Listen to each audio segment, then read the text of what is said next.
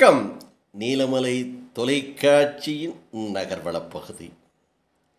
இன்றைய நகர்வளப் பகுதியில் நாம் பார்க்க இருப்பது திரைப்படம்.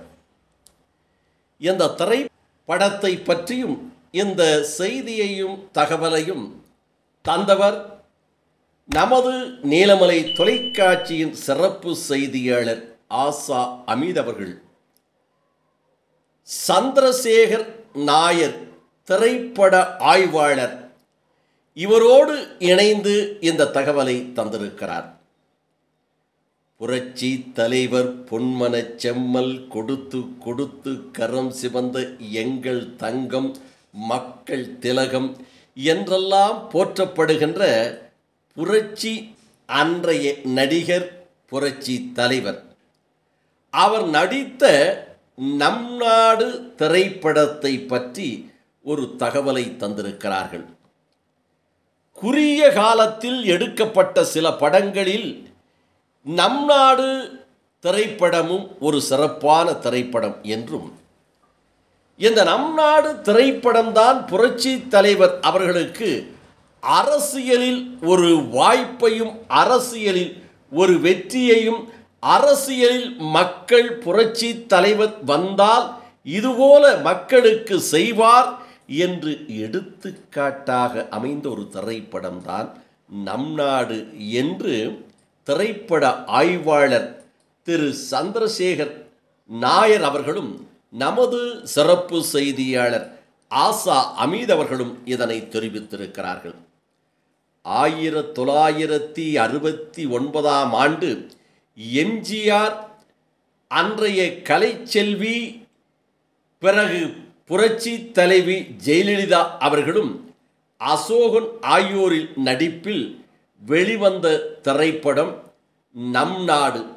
இந்த திரைப்படத்தை சிபி ஜம்புலிங்கம் அவர்கள் இயக்கியிருந்தார்கள். இந்த திரைப்படத்தினுடைய தயாரிப்பாளர் வாகினி ஸ்டுடியோனுடைய அதிபரும் தெலுங்கு, தமிழ், இந்தி, கன்னடம், மலையாளம் என்று பல வெற்றி படங்களை தயாரித்த தயாரிப்பாளருமான திரு நாகிரெட்டி அவர்கள் தயாரித்திருந்தார்.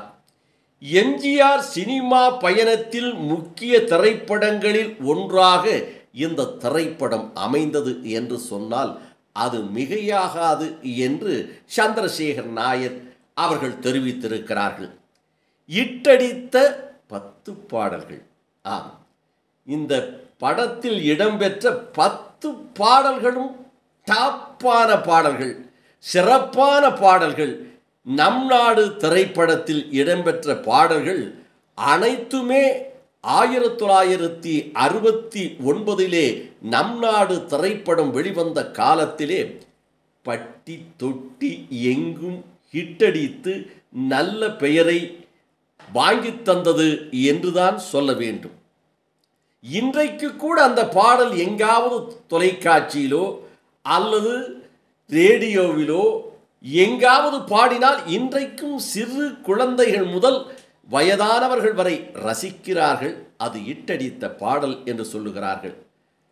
நல்ல நல்ல பிள்ளைகளை நம்பி இந்த நாடே இருக்குது தம்பி, சின்னஞ்சிறு கைகளை நம்பி ஒரு சரித்திரம் பிறக்குது தம்பி என்ற பாடலும், அதனை அடுத்து புரட்சி தலைவர் அரசியல் சாதித்ததை அன்றைக்கே சொன்ன பாடல் என்று கூட சொல்லலாம். நினைத்ததை நடத்தியே முடிப்பவன் நான் நான் நான், நினைத்ததை நடத்தியே முடிப்பவன் நான் நான் என்ற பாடலும், அந்த சென்னை பாஷையிலே அந்த சென்னை வாழும் மக்கள் தங்களுக்கு பிடித்தமானவரை, தங்களுக்கு விருப்பமானவர்களை, தங்களுடைய தலைவர்களை வாத்தியார சௌக்கியமாக வாத்தியார ஊட்டாண்ட வந்துட்டு போகிறது வாத்தியார என்ற அந்த சென்னை பாஷையிலே வாத்தியாரே என்று சொல்லுவார்கள். அப்படி எம்ஜிஆருக்கும் புரட்சி தலைவருக்கும் மக்கள் திலகத்திற்கும் வாத்தியாரே என்ற ஒரு பெயரும் உண்டு. அந்த பெயரை வைத்து வாங்கையா வாத்தியாரையா, வாங்கையா வாத்தியாரையா, உங்களை வரவேற்க வந்தோமையா என்ற அந்த பாடலை அந்த திரைப்படத்தில் புரட்சி தலைவர் அரசியலுக்கு வருவதற்காக அழைப்பதற்காக பொதுமக்கள் அனைவரும் சேர்ந்து புரட்சி தலைவி அன்றைய கலைச்செல்வி ஜெயலலிதாவோடு இணைந்து அந்த பாடலை அழகாக எடுத்திருப்பார்கள். நாகிரெட்டி அவர்கள் அதற்கு செலவை பற்றி கவலைப்படாமல் வாகினி ஸ்டுடியோவில் 9 தளத்தில் இந்த திரைப்படத்திற்காக செட்டுகள் அமைத்திருந்தார். அதில் இந்த பாடலுக்கென்று ஒரு செட்டை அமைத்து சிறப்பாக வாங்கையா வாத்தியாரையா என்ற பாடலை எடுத்திருப்பார். அப்படிப்பட்ட இந்த பாடல்களெல்லாம் அன்றைக்கு இட்டடித்தது. பட்டி தொட்டி எங்கும் பட்டையை கிளப்பியது. இந்த திரைப்படத்தின் அனைத்து பாடல்களுமே வாலிப கவிஞர் வாலி அவர்கள் புரட்சி தலைவர் எம்ஜிஆருக்காக எழுதியிருப்பார். வாலி எம்ஜிஆருக்கு எழுதிய பல கிளாசிக் பாடல்களிலே நம் நாடு பாடல்கள் குறிப்பிடத்தக்கது என்று திரைப்பட சம்பந்தப்பட்டவர்கள் அன்றும் தெரிவிப்பார்கள், இன்றும் தெரிவிப்பார்கள். 10 நாட்களில், குறைந்த நாட்களில் எடுக்கப்பட்ட திரைப்படங்களில் நம் நாடும் ஒன்று. இந்த நம் நாடு திரைப்படத்தை அன்றைய படத்தயாரிப்பாளர் நாகிரெட்டி அவர்கள் 10 நாட்களுக்குள் படம் பிடிப்பை முடித்து விட்டார் என்பது ஒரு சிறப்பு. இது எப்படி சாத்தியமானது என்று பலரும் அன்றே கேள்வி கேட்டார்கள். புரட்சி தலைவரை, பொன்மனச் செம்மலை, கலைச்செல்வி ஜெயலலிதா அவர்களை வைத்து அசோகன், டனால் தங்கவேல், நாகேஷ், இன்னும் ரங்கராவ், அன்றைய காலகட்டத்தில் ரங்கராவ் இல்லாத படமே இல்லை என்று சொல்லலாம். ரங்கராவ், அஞ்சலி தேவி அண்ணியாக, அண்ணனின் குழந்தைகளாக ஸ்ரீதேவி, மாஸ்டர் பிரபாகர் என்று அன்றைய குட்டி ஸ்ரீதேவி அந்த திரைப்படத்தில் நடித்திருப்பார்கள். இத்தனை நடிகர் பட்டாளங்களை வைத்து 10 நாட்களில் நாகிரெட்டி அவர்கள் படத்தை முடித்திருப்பார். எம்ஜிஆர் தயாரிப்பாளர் நாகிரெட்டியிடம், உங்களது தயாரிப்பில் ஒரு புதிய திரைப்படத்தில் நடிப்பதாக இருக்கிறேன், கதை தயாரா என்று புரட்சி தலைவர் கேட்டிருக்கிறார். உடனே கதாசிரியர் சொர்ணத்தை அழைத்து, புரட்சி தலைவர் பொன்மனச் செம்மல் எம்ஜிஆர் அவர்களே நமது